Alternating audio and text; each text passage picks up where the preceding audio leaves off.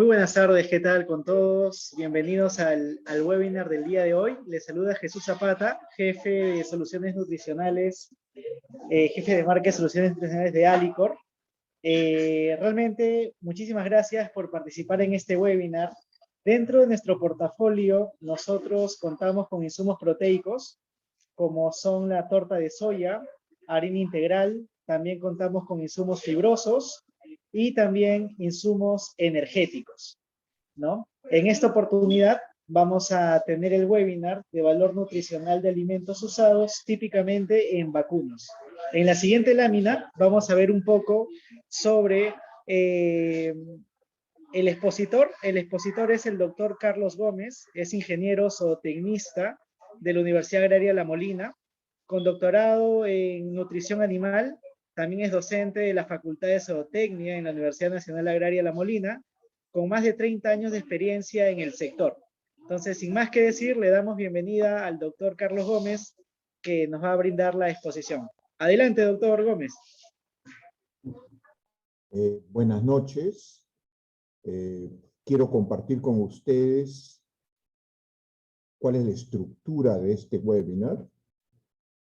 A mi cargo está una explicación del tema que ya se mencionó hace unos minutos, que tiene que ver con el valor nutricional de los ingredientes que se utilizan en la alimentación de vacunos. Luego hay un periodo de preguntas y luego se les va a agradecer poder llenar una encuesta virtual. Como señalé, las preguntas se hacen a través del medio virtual. A lo largo de toda la presentación, por favor, lo van escribiendo de acuerdo a su interés en el chat y al final va a ser absuelto en la medida de lo posible. Todo el material que se presentará será compartido a todos los registrados en el webinar, obviamente, ¿no?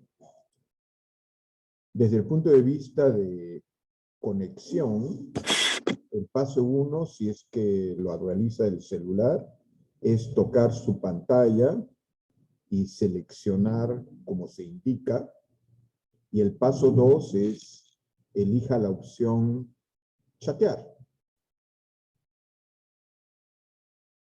Si está desde su computadora de mesa, igual con la opción chatear va a poder ingresar y participar en el webinar. Tal como señalé, el título de la presentación tiene que ver con los alimentos y su calidad como alimentos. Desde ese punto de vista, he dividido la presentación en los insumos disponibles en el mercado para poder utilizarlos eficazmente.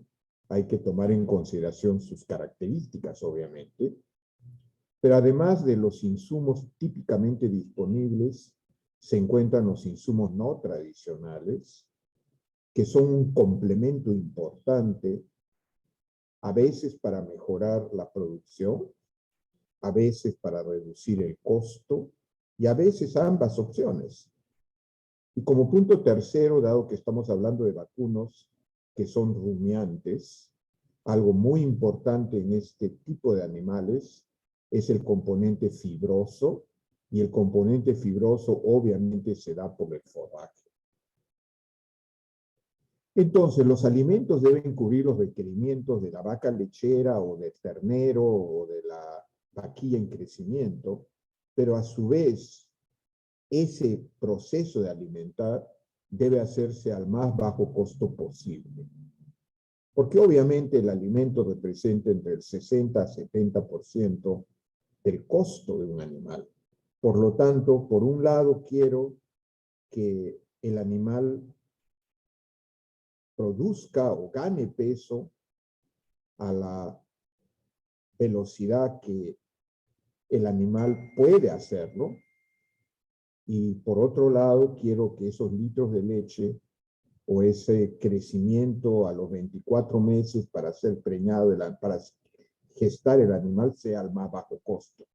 Entonces, siempre hay un componente de costo involucrado pero también siempre hay un componente del conocimiento, por ejemplo, en esta presentación del alimento.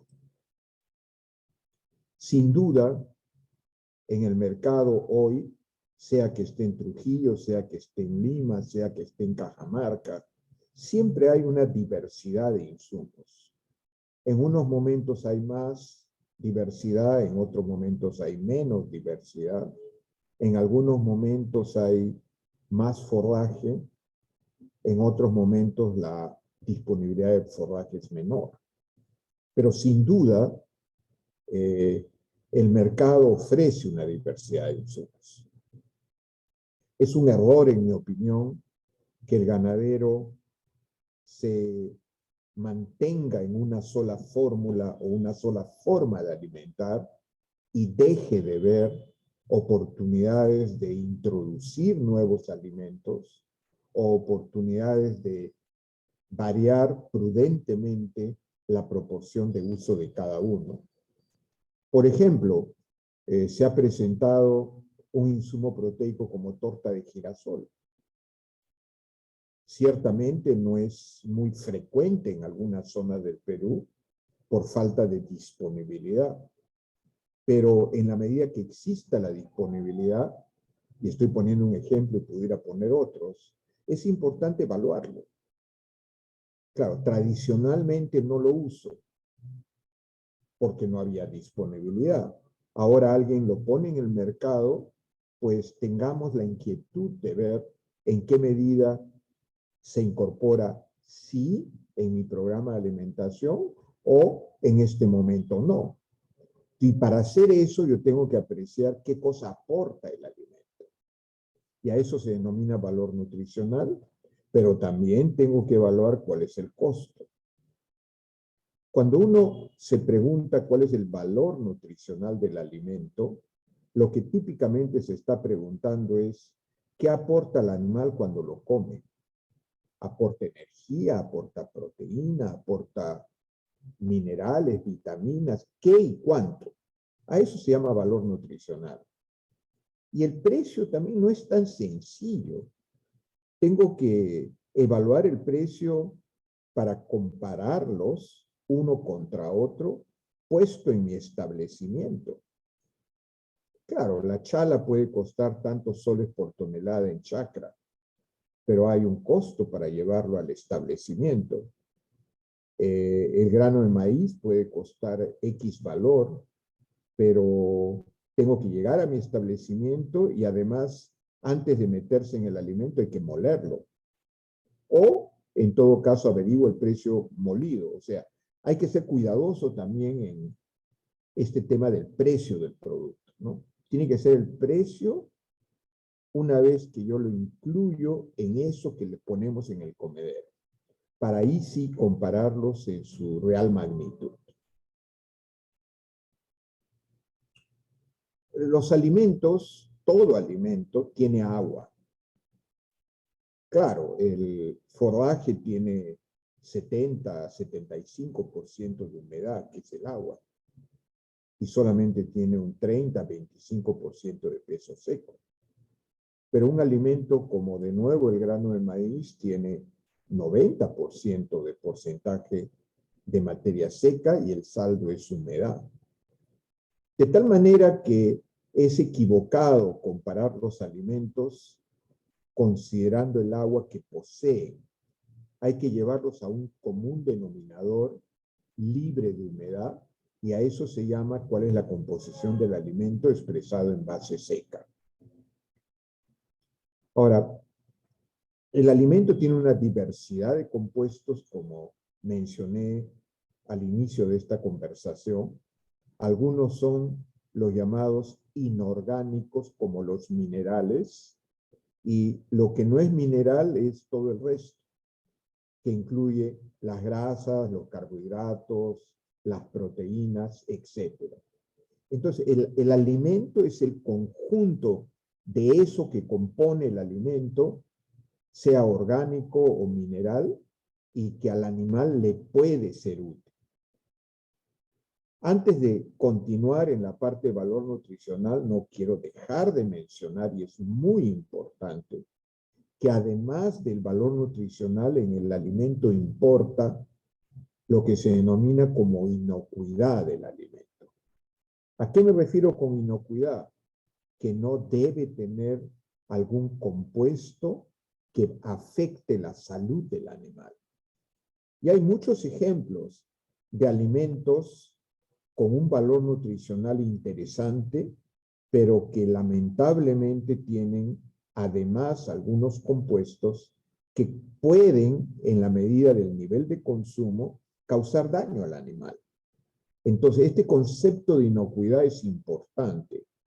Los alimentos tienen que servir para la nutrición del animal, pero además no deben tener algo que le cause daño. Ese algo puede ser componentes del alimento, o también puede ser carga microbial, o puede ser productos derivados de la carga microbial que al establecerse en el alimento hacen o producen por ejemplo, hongos, toxinas.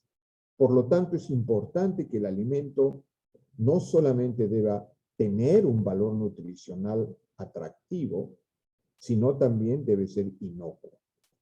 Y hay muchos ejemplos de productos, alimentos me refiero, que no tienen cubierto satisfactoriamente el segundo ideal, ¿no? El de ser inocuos. Y eso puede generar importantes problemas prácticos en la ganadería. Voy a poner un ejemplo. La soya es uno de los potencialmente más deteriorables por la presencia de hongos y que pueden generar toxinas. Entonces, bajo condiciones ambientales muy frecuentes, por ejemplo, en la costa central, se predispone esa ocurrencia. Entonces, cuando yo manejo soya, debo procurar que tenga periodos de rotación, ojalá acelerados, de tal manera que el almacenamiento no predisponga mayor crecimiento de hongo, mayor presentación de toxinas derivada del hongo, o las condiciones de almacenamiento. Nadie compra alimentos para usar al día siguiente todo. Todos compran alimentos para tener algún periodo de almacenamiento hasta la siguiente carga. Entonces, el ingrediente puede venir a la explotación lechera con niveles de inocuidad muy buenos, muy protegidos, pero la condición de almacenamiento puede deteriorar ese criterio de inocuidad y causar serios problemas a los animales. A veces no son problemas de algo que nosotros vemos todos los días, que es la producción de leche o la ganancia de peso, o no lo podemos ver tan obviamente, pero se reflejan también en problemas de preñez, por ejemplo, ¿no? Entonces, mis vacas están produciendo más o menos lo que producían normalmente, pero tengo un serio problema de preñez. Podría ser un hecho en algún ganadero y una posible causa puede ser justamente los problemas de inocuidad del alimento. Entonces, bien importante que nos preocupemos no solamente por el valor nutricional del alimento, sino por la inocuidad del alimento. Y en eso tiene un compromiso muy importante el proveedor, obviamente, en ambos criterios, ¿no? En valor nutricional y en entregar productos inocuos. Y hay muchos ejemplos de provisión de ingredientes que al llegar a la explotación ya tienen problema de inocuidad. O quiero poner otro ejemplo, el producto que causa dificultades siempre hay en el ingrediente, pero quien evita que cause daño es el que utiliza el alimento porque no debería excederse de ciertos porcentajes de uso. Por ejemplo, de pepa de algodón, yo no me debería exceder de 3 kilos por vaca día. Ok, pero a lo mejor el producto está en muy buen precio y otros productos alternos lamentablemente han excedido de precio comparado con el histórico y me veo tentado de utilizar más. Y ahí, obviamente, hasta 3 no causó daño, el producto es inocuo, pero por encima de 3 comienzo a tener dificultades. Entonces, no es que el producto no se pueda utilizar. En ese ejemplo, se puede utilizar hasta un nivel que el consumo del producto que afecta al animal no llegue encima de un valor que provoque, por ejemplo, un problema reproductivo o un problema inmunitario en el animal. ¿Dónde yo puedo encontrar información sobre la composición del alimento? Hay diversidad de fuentes sobre composición. En la pantalla estoy poniendo un ejemplo. Podría poner diversos ejemplos de tablas de composición de alimentos. Sin duda, el proveedor en este caso tiene una responsabilidad importante si es que es un proveedor confiable y que hace un trabajo profesional. El proveedor debe ser un proveedor confiable de información. ¿Por qué menciono esto? Porque cualquier tabla, cualquiera, y escúchenme bien, provee información promedio de la base de datos con la cual genera la tabla. Esta tabla, por ejemplo, es una tabla americana. La data que está en la tabla es un promedio de muchas muestras, por ejemplo, de maíz, obtenidas en Estados Unidos. Por lo tanto, ¿en qué medida eso es aplicable a nosotros? Bueno, si nosotros estamos utilizando maíz americano, no hay mejor tabla. Pero si estamos utilizando maíz argentino, que en algunos casos es la mayor uso en el Perú, pues hay ciertas diferencias. ¿Existe una tabla que describa las diferencias entre el maíz americano y argentino? No conozco ninguna sólida. Por lo tanto, estamos con una limitación, ¿no? Ahora, ¿en qué medida el maíz tiene importantes diferencias? Realmente muy pequeñas. Entonces, no es un tema que me preocupe, digamos, ¿no? Pero si yo ahora pongo el ejemplo que mencioné, torta de girasol, y ustedes buscan en esta tabla, que es un documento muy sólido, ustedes van a encontrar cierta descripción de la torta de girasol. Pero la variabilidad alrededor del promedio es grande. Y ustedes no siempre tienen el girasol promedio. Y si ahora lo comparan con data argentina, volviendo al ejemplo, que es un frecuente proveedor de torta de girasol, no va a dar el mismo promedio, estoy seguro. Y la variabilidad no va a ser la misma. Entonces ahí entra la responsabilidad del proveedor, pero también entra la responsabilidad del cliente, del ganadero. ¿En qué medida privilegia costo, cuánto paga, contra no saber qué compro? Entonces, bien importante es ese elemento en mi experiencia profesional, porque he visto diferentes casos de errores, ¿no? Por ejemplo, esta es otra tabla. Es una tabla usada por algunos con más frecuencia que la anterior. Es una tabla en castellano para comenzar. Es una tabla amigable, pero tiene exactamente los mismos temas que acabo de comentar para la tabla anterior, como fuente de información para saber qué tiene el alimento que estoy por usar o estoy evaluando si lo incluyo en mi alimento. Como recuerden, quiero hacerles recordar que cualquier pregunta o por favor comentario, queremos también aprender en mi caso de la interacción con ustedes, lo hacen por el chat. Sin duda, de nuevo hay que enfatizar, los valores en las tablas son referenciales, son promedios de las muestras que han sido tomadas para efecto de confeccionar la tabla, y obviamente corresponden a la geografía para la cual se ha hecho el trabajo de generar la tabla. Alguien me puede preguntar, oiga, ¿y no hay tabla de alimentos peruanos? Lamentablemente no hay. Por lo tanto, el comprador tiene que usar tablas de referencia, el comprador tiene que, en mi opinión, trabajar con proveedores confiables que le generen la información en la medida de la posibilidad de ello.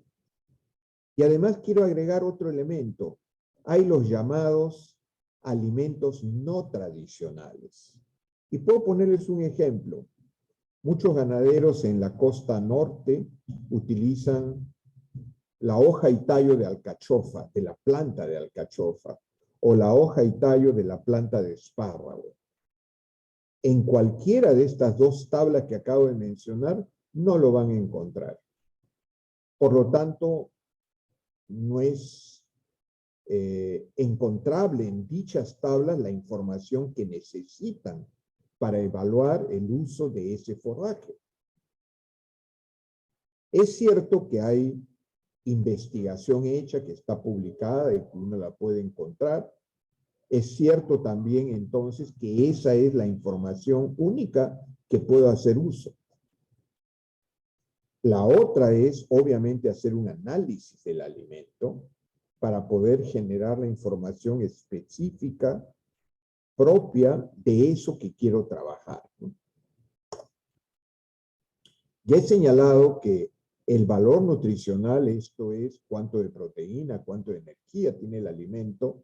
En el caso de vacunos, hay que poner la información en base seca. Si trabajamos en base húmeda, nos equivocamos tremendamente, ¿no? Por ejemplo, esto es consolidado de una información de tablas sobre valor nutricional de 6 alimentos diferentes. Todos están expresados en base seca. Entonces, ustedes van a encontrar ahí diferencias, ¿no? La pepa de algodón tiene 24 de proteína, el maíz tiene 9. Quiere decir que la pepa de algodón es un insumo proteico. Pero si ustedes ven la energía expresada como energía NEN de lactación, tiene energía cercana al maíz.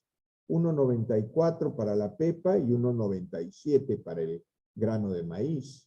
Entonces, es un insumo más proteico que el maíz y casi semejantemente energético.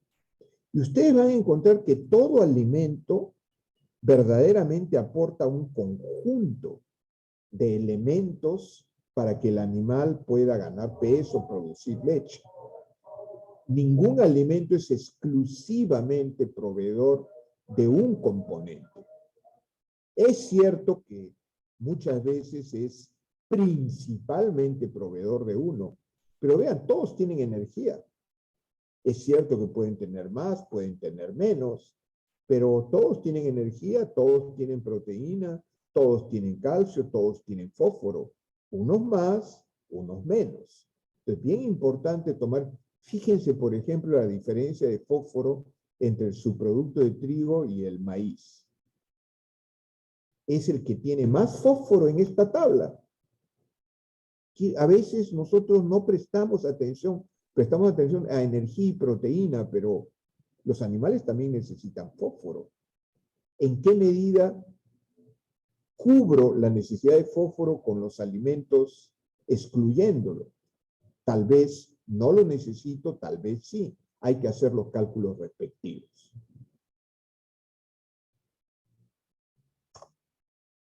Acá he colocado los alimentos de más densidad proteica. Ya estamos en el orden de proteínas más altas, como la torta de soya, como la harina integral de soya. Recuerden, no es cuánto de proteína tiene la torta de soya, es cuánto de proteína en base seca tiene la torta de soya. Entonces, ahí podemos apreciar que hay un alimento como la urea, oiga, tiene más de 100% de proteína. Es cierto, porque tiene abundante nitrógeno que el animal en el rumen lo convierte en proteína. Quiere decir que una unidad de urea es como 2.8 unidades de proteína. Es un alimento muy rico en proteína equivalente, pero tiene un límite de uso, lamentablemente, desde el punto de vista de eficacia de uso en el animal. Recuerden que si hay preguntas, por favor, lo pueden hacer vía chat. Podríamos compartir con ustedes la información que tal vez quisieran, qué niveles de uso tiene cada alimento o qué controles de calidad puedo hacer en cada alimento para tener alguna confiabilidad en que es un alimento de calidad. Con todo gusto atenderlos si ustedes generan alguna pregunta al respecto. Ya he señalado al inicio que los alimentos fibrosos son exclusiva necesidad realmente de animales como los vacunos. Cuando usted trata alimentos de aves o de cerdos, ninguno de esos alimentos que está en la pantalla tiene espacio para usarse. Son animales que no tienen habilidad de usarlos. Por lo tanto, si no tienen habilidad, no se los pongo en el comedero. En cambio, el vacuno más bien tiene una necesidad de tenerlos en el comedero. Y además, obviamente, tienen habilidad de usarlo para producir ganancia de peso, producir leche. Entonces, desde ese punto de vista, los fibrosos, que los denomino aquí, tienen un rol muy importante en la alimentación del vacuno. Y aquí quiero detenerme un momento en comparar la cuarta columna, maíz chala, de primera calidad, lo llamo ahí, o maíz chala de segunda calidad. Y fijen su atención en la última línea. ¿Cuánto de energía tiene cada uno? 1,56 versus 1,40. Quiere decir que hay una gran diferencia en el contenido de energía entre una chala de una calidad y una chala de otra calidad. Esa diferencia genera diferencias en producción. Y esas diferencias en producción son importantes de tomar en cuenta dentro del rendimiento económico de una explotación. La diferencia energética es 10%. Esa chala que llamo de segunda tiene 10% menos de energía que la que yo llamo chala de primera calidad. Ahora, ¿todos los establos, sus extremos son ellos? No. Hay chala que alguien puede usar que tenga menos de 1,4. Y de hecho hay ganaderos que en algunos momentos del año utilizan algo inclusive de inferior calidad de lo que he puesto en esa columna chala de segunda calidad. Puede llegar a 1,35, 1,36. ¿Cuál es esa diferencia de calidad? La diferencia de calidad está dada por el número de mazorcas por planta y por el grado de madurez del grano dentro de la mazorca. Maíz chala de primera es ella donde hay al menos una mazorca y tiene un grado de madurez que es mitad leche, mitad seco. Mitad al estado lechoso y mitad aproximadamente estado seco en el grano. Eso para esta tabla es maíz chala de primera.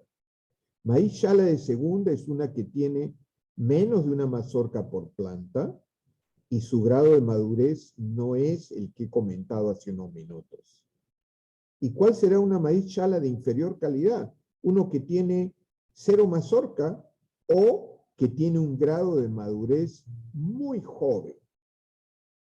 No hay grano maduro parcialmente en la mazorca. Entonces, bien importante, los fibrosos son indispensables en la ración del animal. Hay un nivel mínimo de fibrosos. Segundo, hay una variabilidad grande en los fibrosos. Fíjense ustedes Por ejemplo, si ustedes ven una tabla americana o española, porque FETNA, que es la segunda tabla que mostré, ha sido producida en España, el maíz chala que ellos presentan en su tabla, primero, no hay maíz chala que nosotros usamos, porque ninguno de esas dos tablas tiene chala fresca. En ambos casos no aparece chala fresca, aparece chala ensilada. Primera diferencia. Y segunda diferencia, no van a encontrar ninguna de las chalas que están presentes en esta información en la vista que estamos mostrando. Ellos tienen chalas de superior calidad y por lo tanto, si ustedes aplican el valor en dichas tablas, van a estar bien lejos de la realidad. Y peor, si aplican esa información cuando yo uso un maíz chala de segunda calidad. Vean ustedes que también aquí aparece un alimento como la panca, que también es un alimento fibroso, obviamente. Ustedes ven ahí fibra cruda, tiene un valor más alto que cualquiera, 35%. Sin embargo, miren cuánta energía tiene. 1.22, la última línea. Tiene menos que cualquiera. Y miren la proteína que tiene. Tiene menos que cualquiera. Entonces, por supuesto que yo tengo que esperar caída de producción si es que reemplazo 4 kilos de chala por 1 kilo de panca. El peso seco es el mismo, sin embargo, tengo menos energía y tengo menos proteína. Pero alguien me dirá, doctor, más bien cuando yo le pongo panca, la producción sube. Sube porque le faltaba, en ese caso, fibra a tu ración. Como le faltaba fibra y tú le estás quitando, por ejemplo, 24 de fibra por algo que tiene 35, le estás dando lo que le estaba faltando y por lo tanto el animal sube de producción. Entonces no me entiendan mal, ¿no? Si a la ración no le faltaba fibra y ustedes reemplazan chala por panca, se le va a caer la producción. Y se le va a caer más si es que reemplazan más kilos de uno por el otro. En cambio, si le faltaba fibra a la ración completa, cada vez que ustedes metan algo de panca hasta llegar a cubrir lo necesario, les va a subir la producción. Okay. Pasemos. Entonces, el valor, también es importante señalar que hay varias razones por las cuales la calidad nutricional de alimento varía. He puesto el ejemplo de la chala, ¿no? O sea, si yo le dejo madurar 10 días más, ya voy a tener tal vez el 50% maduro, 50% joven en el grano. Y voy a haber aumentado la energía en la chala. Si yo descascaro más un alimento como el polvillo de arroz, hay menos cáscara en mi polvillo, yo voy a tener más energía, porque la cáscara obviamente da menos energía que el grano de arroz mismo. ¿A qué me estoy refiriendo en este ejemplo? El procesamiento. Y como ustedes conocen o intuyen, no todos procesan un alimento de la misma manera. Entonces, las diferencias en procesamiento, y eso es en parte lo que explica por qué hay muchas calidades de torta de girasol. Y ustedes se pueden impresionar por las diferencias, porque se procesa de diferente manera el grano de girasol al momento de extraer el aceite y lo que queda del grano se llama torta de girasol. Y el procesamiento puede diferir cuánta cáscara le saco a la semilla antes de extraer el aceite y cuánto aceite le saco a la semilla. Esas diferencias en procesamiento originan diferencias en calidad de producto. Por eso, lo muy importante es que el proveedor sea confiable en información o el cliente le exija al proveedor que sea confiable en información. Y evalúen proveedores usando también ese criterio, ¿no? Este proveedor, ¿qué tanto me ayuda dándome información confiable sobre lo que me está ofreciendo? Muchas veces no valorar eso y solamente o casi exclusivamente manejarse por precio y crédito no lleva a buenas decisiones.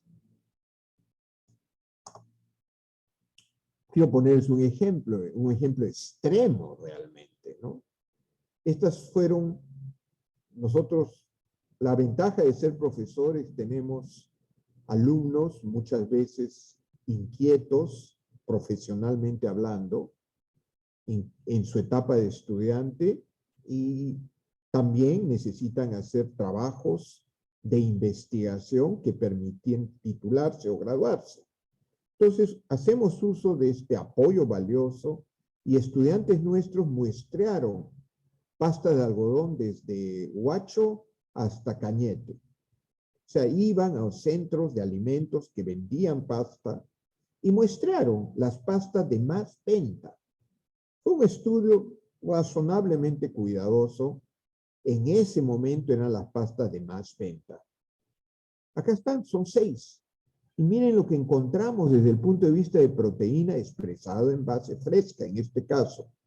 Miren, había llamadas pasta de algodón por el proveedor de 34 de proteína, pero también había como la pasta E de 18%. Entonces, tenemos serios extremos, ¿no? Miren la cantidad de grasa que también se denomina extracto etéreo. La pasta F tenía bastante más proteína, pero tenía muy poca grasa.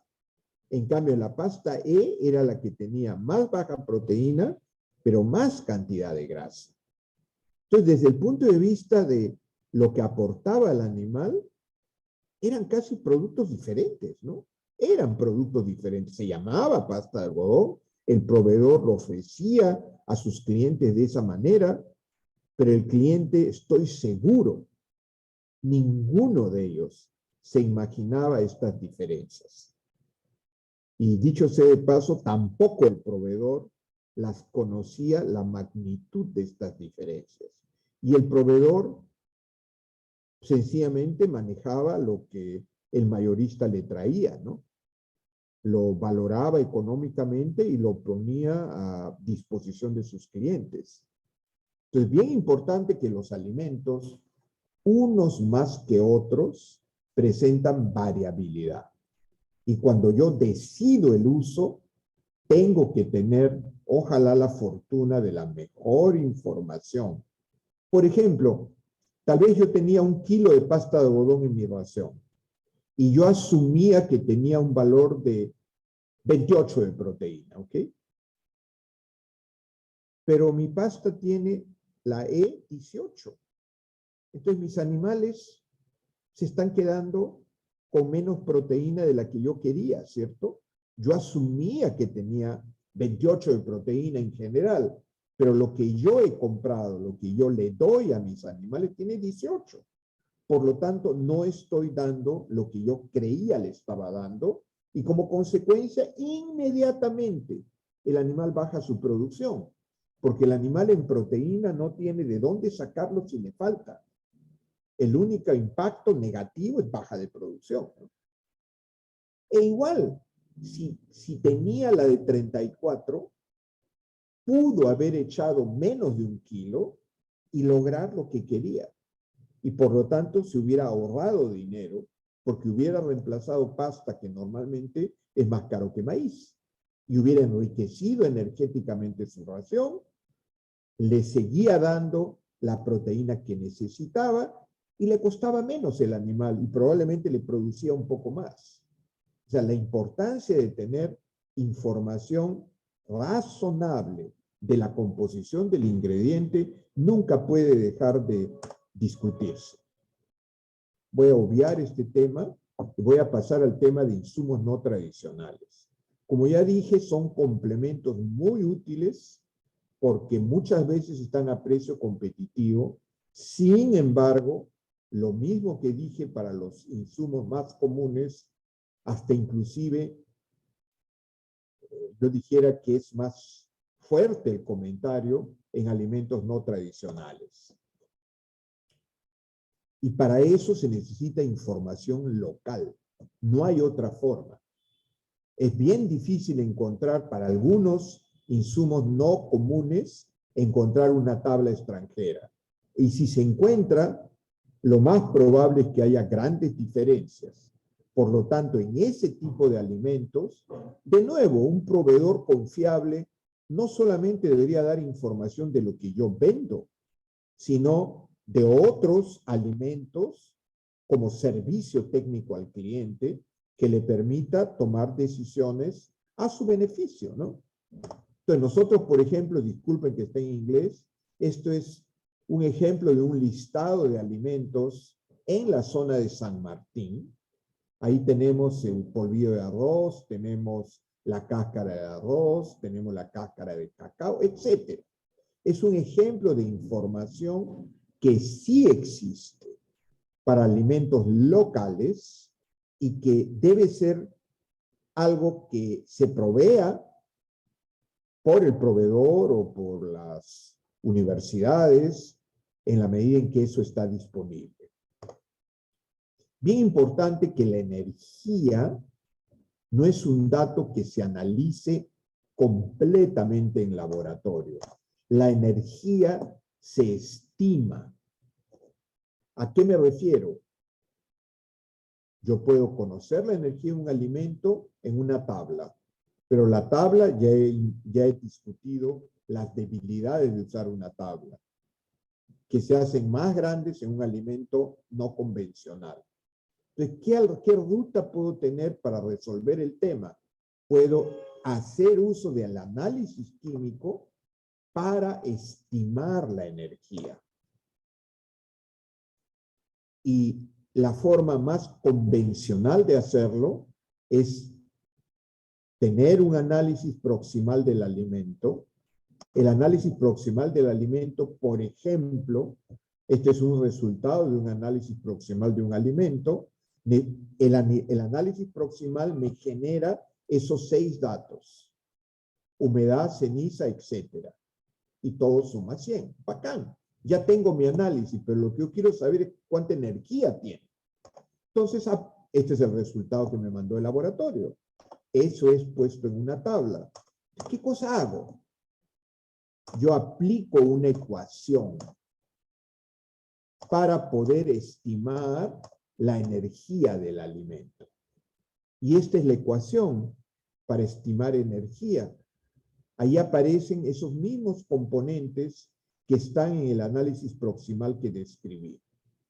Entonces, los resultados de mi análisis lo incluyo en la ecuación y puedo, en este caso, estimar el NDT, y por una segunda ecuación puedo estimar la energía neta de lactación.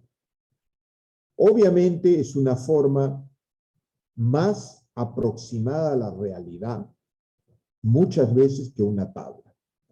Entonces, bien importante que en el caso de alimentos y del aporte energético del mismo, debemos ser cuidadosos en qué dato usar al momento de decir este alimento mejor que el otro. La tabla siempre es una referencia que en muchos casos puede tener variaciones que nos pueden afectar de manera significativa. ¿Esa fórmula que he mostrado es la única? No, hay varias fórmulas que tratan de hacer lo mismo. He puesto un ejemplo. Ustedes pueden usar otro tipo de fórmulas. Algunas necesitan información más compleja del alimento. No necesitan solamente el proximal, sino datos más complejos. Bueno, si los tenemos, podemos usarlos.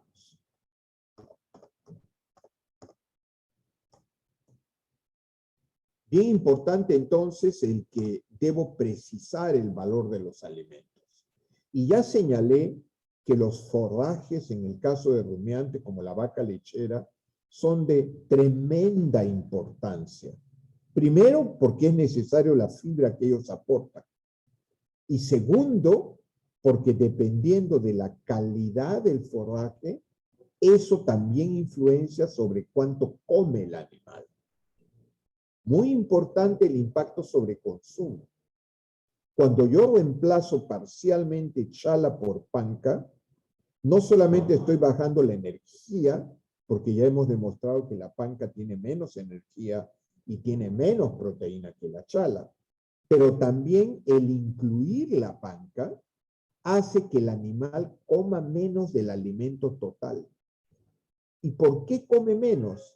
Como tiene más fibra y es de una naturaleza menos fácil de digerir, el animal tiene como respuesta bajar su consumo.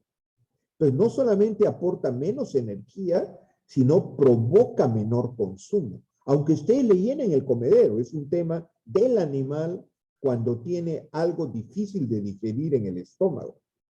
Y esos dos son dinamita para reducir la productividad del animal. Bien importante considerar este concepto de baja calidad. Obviamente, el forraje de mejor calidad es la alfalfa. Tiene más proteína que la chala, tiene un poco menos de energía, pero provoca estímulo de consumo en la ración total. Pero obviamente es un insumo difícil de obtener, porque hay poca disponibilidad. Entonces tengo que optar por otros forrajes, como en el caso de la costa central chala, en el caso de la sierra avena, son forrajes, en el caso de la selva pasto elefante tal vez, o braquiaria, pero hay que mencionar claramente que el momento que yo cosecho el forraje tiene tremendo impacto sobre la calidad nutricional del forraje. He puesto el ejemplo de chala de primera y chala de segunda. La chala de primera es un poco más avanzada en madurez en muchos casos que la llamada chala de segunda. Igual podría hablar de alfalfa, de avena, de braquiaria, de pasto elefante. Y siempre es a más madurez, más fibra, como está en la gráfica, menos proteína, más tallos, menos hojas. Y todo eso es inferior calidad. Entonces, ¿necesito la fibra del forraje? Sí. ¿Puedo tener un animal de alta productividad con forraje de baja calidad? No. No sin tener problemas. Sería la respuesta completa. Cuando dije chala de primera calidad, el grano luce como el que está en la foto. Mitad es lechoso, mitad es semisólido. Ese es el punto de madurez óptimo. Pero tampoco me puedo pasar, porque si me paso, pierdo. Ya no es tan usable por el animal y comienza a aparecer mucho de ello en las heces del animal. Todo alimento que aparece en las heces no le sirvió para nada al animal y le sirvió realmente como un gasto inútil al ganadero. Entonces, eso tampoco puedo admitir, ¿no?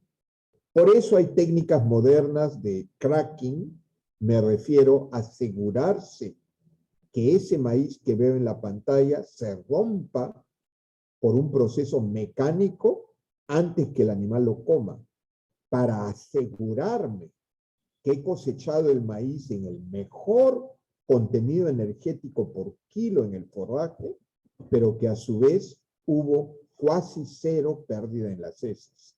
Por lo tanto, tuve la ganancia máxima. ¿Me cuesta el craqueo? Claro que me cuesta, pero me permite siempre tener la mayor ganancia si es que yo avanzo la chala a los estadios de madurez que están presentes en la gráfica. Siempre es un costo-beneficio, un trade-off, como se dice en inglés, ¿no? O sea, ¿cuál es la ventaja de hacerlo de una forma contra otra? ¿Cuál es su costo y cuál es su beneficio? Ustedes vean, acá tenemos eso que veo a la derecha, el tercero, nunca. Eso se pasó. Lo más razonable es déjenlo que seque y úsenlo como maíz molido. Eso que está a la izquierda, perdieron, deberían esperar a que llegue a como el que está intermedio. En ambos casos están perdiendo.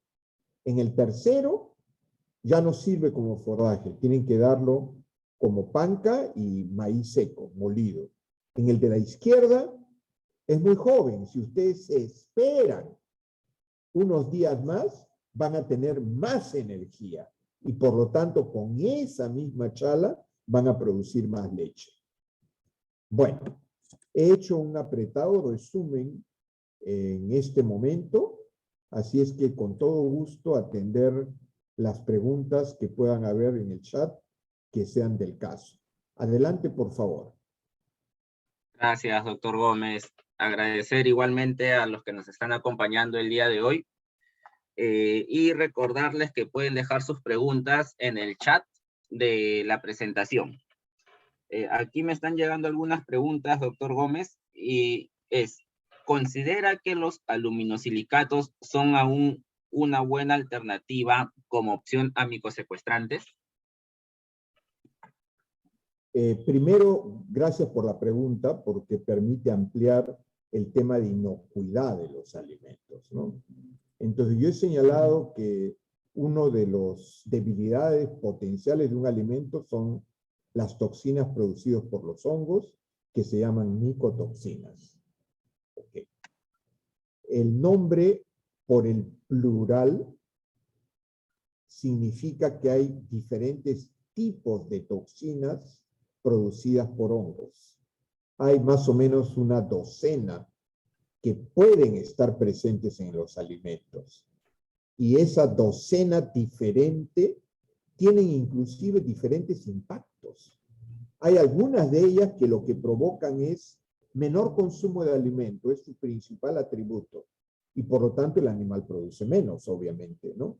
Hay otras que no modifican realmente el consumo, pero afectan la preñez de las vacas.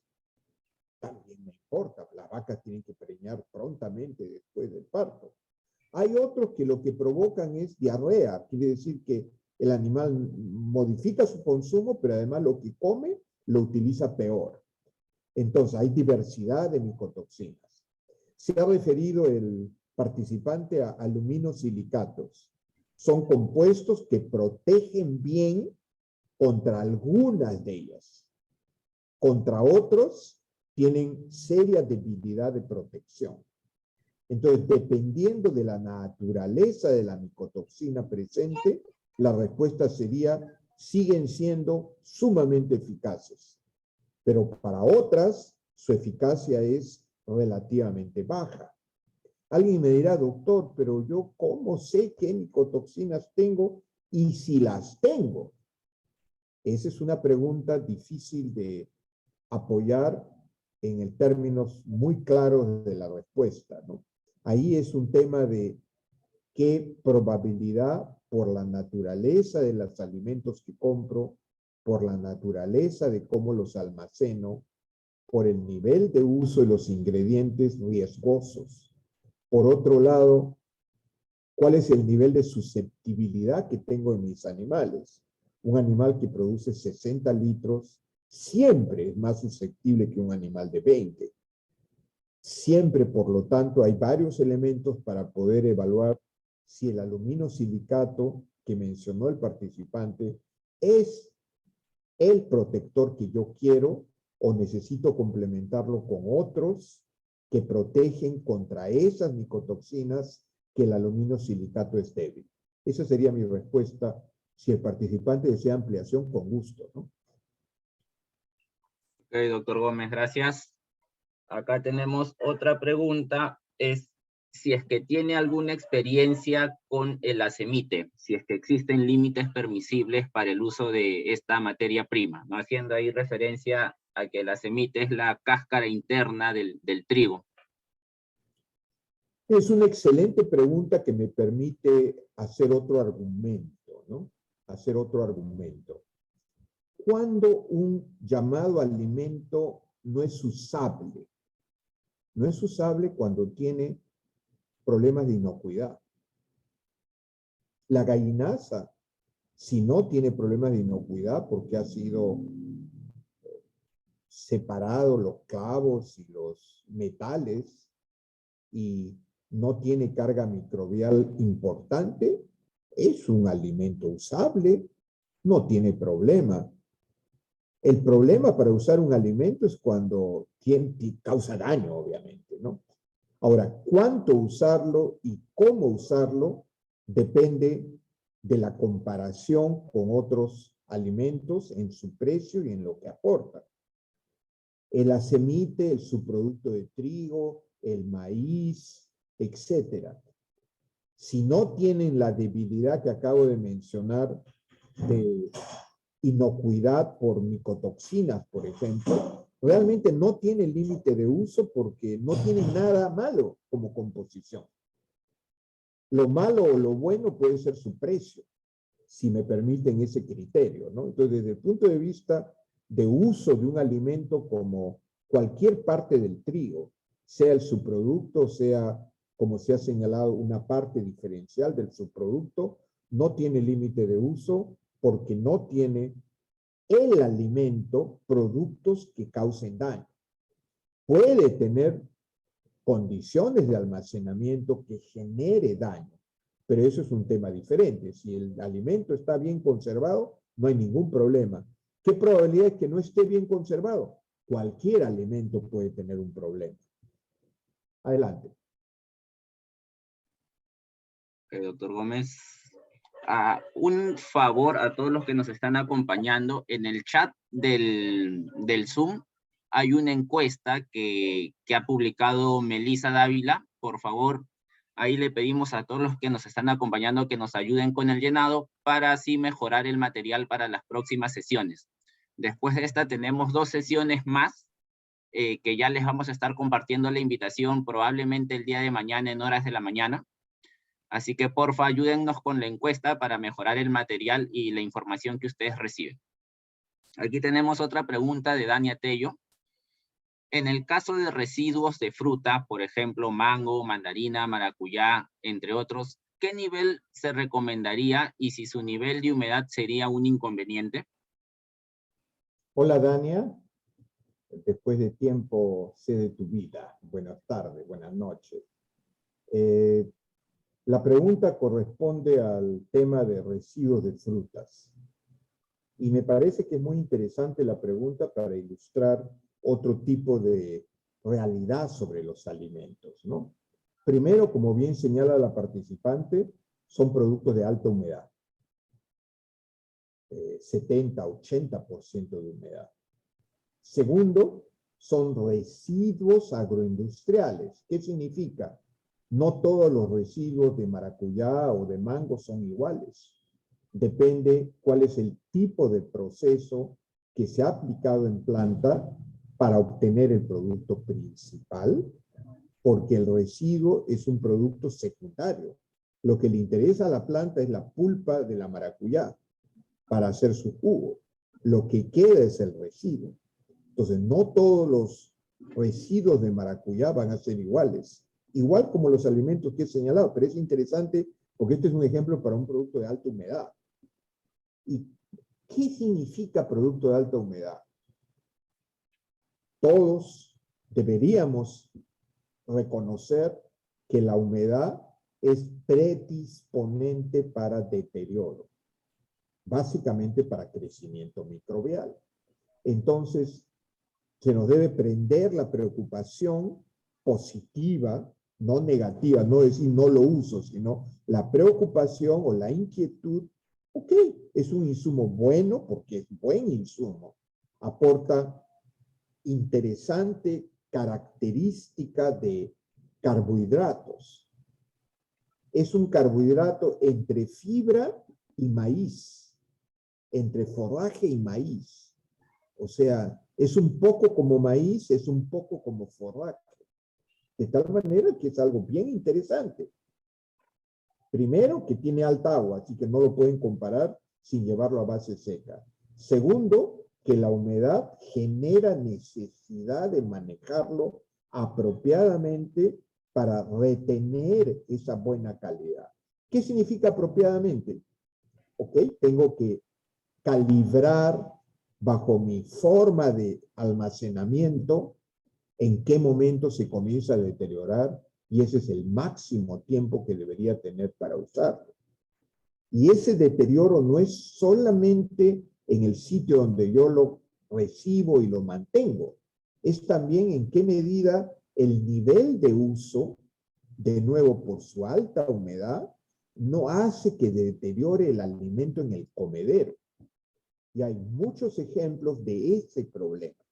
¿A qué me refiero? Alimentos de alta humedad que el cliente hizo su mejor esfuerzo y tuvo éxito de que no se malogre, pero le pone 40 kilos por vaca bajo una forma que lamentablemente origina deterioro del alimento con el cual se mezcla este producto de alta humedad.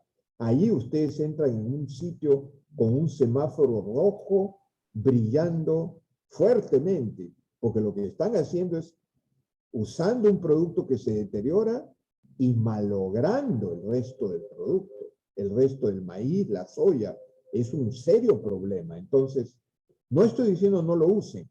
Primero, porque es un producto más rico que el subproducto de trigo en base seca, pero menos rico que el maíz. Pero disculpen, está intermedio. El tema es que tienen que saber manejar la humedad. El otro tema es, tienen que reconocer que dependiendo del proceso, su composición cambia, y para valorarla apropiadamente tienen que tomar en cuenta esa variable. Serían los comentarios generales que podría hacer, pero si hay alguna pregunta específica adicional, con todo gusto. Aquí tenemos una pregunta, ¿cuál es su experiencia o en su caso si es que usted recomendaría el uso de algún tipo de enzimas en alimentación de vacas de alta producción? Primero, en la literatura internacional, me refiero Norteamérica, México y Estados Unidos y Canadá, o en Europa, las enzimas tienen un excelente uso en aves y cerdos. En ganadería no hay total convenimiento de su uso diseminado en ganadería, engorde o leche. Hay ejemplos de ocasiones, tipos de dieta donde tienen algún beneficio, inclusive con contrastes donde no necesariamente en todos los casos de un mismo sistema de producción. Voy a poner un ejemplo, ¿no? Un sistema que tenga, digamos, 60% de maíz en el alimento, en raciones típicas, no en todos los casos, sin tener todavía un convencimiento claro de por qué en unas sí, en otros no. Punto uno, ¿no? Ahora, obviamente, cuando se habla de enzimas, puede hablarse de enzimas que favorecen digestión de carbohidratos, de proteínas o de grasas. Ningún ejercicio conozco que haya tenido éxito apuntando a mejorar digestión de grasa o de proteína. Todas las que han alcanzado algún nivel de avance es para mejorar la digestibilidad del almidón. Ahora, punto 2. Me he referido a Europa, Norteamérica. Y he dicho que en esas condiciones, en algunos casos sí, en otros casos no. En el Perú no conozco ninguna prueba robusta sobre el impacto de enzimas. Y segundo, no puedo transferir fácilmente la información de Europa o de Norteamérica a las dietas normales nuestras. Primero, porque no hay una respuesta típica, ni siquiera en Europa y en Norteamérica. Y segundo, porque son raciones, algunas más diferentes, otras menos diferentes. Esa sería mi respuesta. Lamento no poder dar una respuesta específica favorable, digamos. Es una tecnología que deberíamos implementar porque nos ayudará a ser más eficientes. No existe esa respuesta de ese tipo, ¿no? Ok, doctor Gómez, ahí muchas gracias por su respuesta. Acá tenemos un par de preguntas más. Adelante. es sabido que en los últimos tiempos ha habido una fuerte alza en todo lo que es materias primas, ¿no? Maíz, torta de soya. Y en el mercado podemos encontrar tortas de soya de distintos puntos proteicos, desde 44 hasta 48. ¿Cuál debería ser el criterio o cuál debería ser el precio diferencial por cada punto de proteína en referencia a torta de soya y teniendo en cuenta la alimentación de vacas de alta producción? No es fácil responder la pregunta en el sentido que ha sido hecha. Y eso es en función a que un alimento no solamente aporta proteína, aporta energía, aporta fibra, de tal manera que basar la evaluación de efectividad de costo en un solo componente es una apuesta equivocada. En ese sentido, la herramienta más fácil, independiente de lo que he comentado, para poder comparar, es cuál es el costo por unidad de proteína. Es una evaluación probablemente la más sencilla, pero es la que yo aproximaría para intentar dar respuesta a la pregunta, ¿no? Tomando en cuenta, sin embargo, que no está tomando en consideración completa la diferencia en cada uno de esos diferentes soyas de diferente contenido proteico. Yo lo compararía en costo por unidad de proteína. Ok, subió de 47 a 48, pero ¿cuánto más me cuesta por unidad de proteína? Y escogería, obviamente, la que tenga menor costo por unidad. Esa sería la aproximación más práctica. La más trabajada es, colóquenlo en su programa de formulación, que para eso sirve, justamente para poder escoger alimentos en base a su costo comparado con su aporte nutricional, considerando los diferentes nutrientes necesarios de considerar en una formulación. Esa sería la forma más, digamos, integral de analizar las diferencias. Pero ciertamente hay esas diferencias y hay que solucionar las decisiones. Pero de nuevo, esa preocupación de puntos de proteína es importante, pero ojalá que sea información creíble, ¿no? Creíble en el sentido real. Tal vez un cliente, un proveedor me dice, no, la mía tiene 2 puntos más de proteína. ¿Ah, sí? ¿Y realmente lo tiene? Ese es un punto para mí igualmente importante, ¿no? O sea, un proveedor confiable da información confiable y el cliente debe ser suficientemente perspicaz para generar una relación con el proveedor que le permita entender si es un proveedor confiable. Es muy importante porque es prácticamente imposible realmente para un cliente ganadero lechero estar analizando cada lote. O sea, ahí es una relación proveedor-cliente la que debe darle la confianza real de que la información que está recibiendo es la correcta para que tome el cliente sus decisiones, ¿no? Siendo el cliente el ganadero, siendo el cliente el procesador de alimento en una fábrica que hace alimento para terceros, donde esté el cliente, pero es importante que genere esa relación. Y no es solamente aquí, en todo el mundo que yo conozco, en Europa, en Norteamérica, en Sudamérica, esa relación es muy importante al momento de formular alimentos. Yo no puedo estar dependiendo. Claro, una empresa grande hace controles de calidad al ingreso de planta y rechaza productos, alimentos, cuando no satisface el control de entrada en calidad de producto. Pero ningún ganadero lechero en el Perú, ni casi ningún ganadero lechero en el mundo tiene esa capacidad porque tienen volumen pequeño. Dicho sea de paso, en Norteamérica y en Europa, la gran mayoría del ganadero lechero no fabrica su alimento, lo compra de una casa comercial que fabrica el alimento. Y esa casa comercial que fabrica es la que hace esos controles de calidad siempre. Y no siempre, algunos son mejor proveedor de alimento que otros.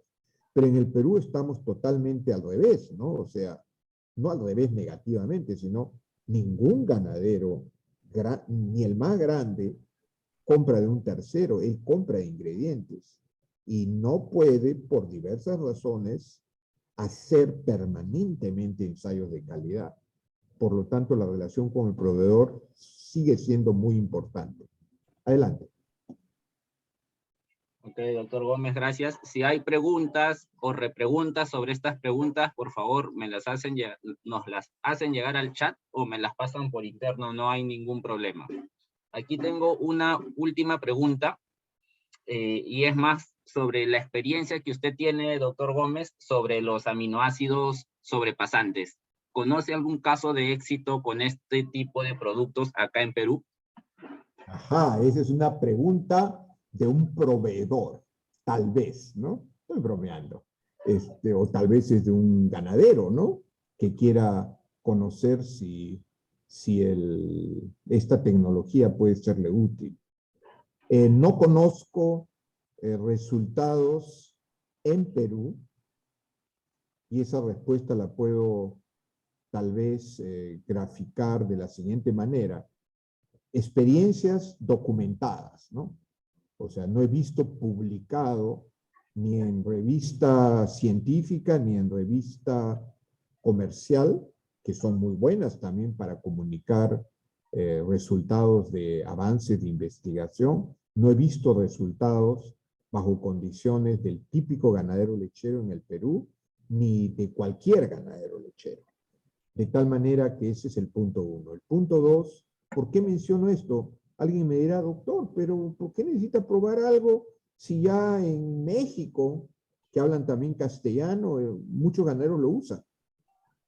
Usted está desactualizado, me pueden decir, ¿no? No, yo sí sé que lo usan y tengo amigos nutricionistas en México que algunos tienen éxito usándolo, otros no. ¿Por qué digo esto? Porque depende de la ración que se use. Voy a poner un ejemplo. Si yo uso soya y pescado en ganadería, en avicultura, es muy difícil que encuentre necesidad de utilizar metionina y lisina suplementaria. ¿Por qué? Porque mi ración, lo más probable, con una buena proporción de pescado y soya, no lo necesita, cubre lo que el animal necesita. De igual manera, en vacas lecheras es lo mismo. Si mi ración cubre la metionina que está en el mercado como posibilidad de compra sobrepasante, si mi ración no tiene debilidad de metionina, ¿para qué voy a comprarlo? Va a ser un gasto que no se retorna en producción. Punto 2. Usted sigue atrasado. ¿Por qué no lo calcula? Mire, yo tengo un programa que permite calcular si la ración necesita metionina o no. Sobrepasante. Ese tipo de... Yo le digo, qué bacán tu programa, pero tu base de datos es sólida. ¿Realmente tú has colocado la base de datos real o has utilizado la base de datos que viene del proveedor con datos de Estados Unidos? Yo te voy a decir, si tú no has corroborado tu base de datos, bueno, es una buena indicación del sentido en el cual va la posible respuesta, pero a mí no me da confianza, ¿no? Por lo tanto, no te digo no lo uses, para yo ver si tendría algún beneficio, quisiera evaluarlo, ¿no? Y esa evaluación que sea con el sistema de alimentación típica y que sea suficientemente bien diseñado para ello. Respuesta tercera. En los mercados donde sí se ha evaluado y donde sí hay respuesta, la respuesta económica es cuando se paga por proteína de leche, además de por productividad por animal. ¿Cuántos kilos más y cuánta más proteína de leche? Esos son los dos atributos que pueden justificar el gasto y ganar, porque nadie quiere hacer un gasto para no ganar. O sea, yo pongo un sol más en la vaca, quiero ganar, quiero recibir un sol 50, ¿no? Entonces, ese sol 50 en Norteamérica, en Europa, es el múltiplo de más producción de leche y más proteína en leche que se paga a una tasa que logra esa ganancia. Y ahí lamento decir que comparativamente el precio de la metionina sobrepasante es la misma o más alta en Perú que en Norteamérica, y lamentablemente el precio de leche y el pago por más proteína de leche no es de la misma incremental valor que es en Norteamérica. Entonces, estamos en una situación, en resumidas cuentas, más débil de encontrar respuesta. Segundo, no hay pruebas bajo condición de dietas locales. Serían mis dos comentarios. Ok, doctor Gómez, ahí gracias por sus respuestas. Esto sería con la parte de preguntas por el día de hoy. Acuérdense que vamos a tener 2 sesiones más, de las cuales ya les vamos a estar compartiendo las invitaciones, ¿no? Las sesiones que vienen es la siguiente semana, jueves de la siguiente semana y jueves de la subsiguiente semana. Acá le doy el pase nuevamente a Jesús para que cierre. Muchas gracias, Iván. Muchas gracias, doctor Gómez. Excelente exposición, realmente. Me quedo con esa palabra de confianza, ¿no? Confianza entre el ganadero y el proveedor, y eso es lo que busca Alicor, ¿no? Generar esa confianza, ese acercamiento, y realmente, muchas gracias a todos los participantes. No se olviden de contestar la encuesta que tienen ahí en el enlace, y nada, muchísimas gracias, que tengan una muy buena noche. Muchas gracias con todos. Buenas noches.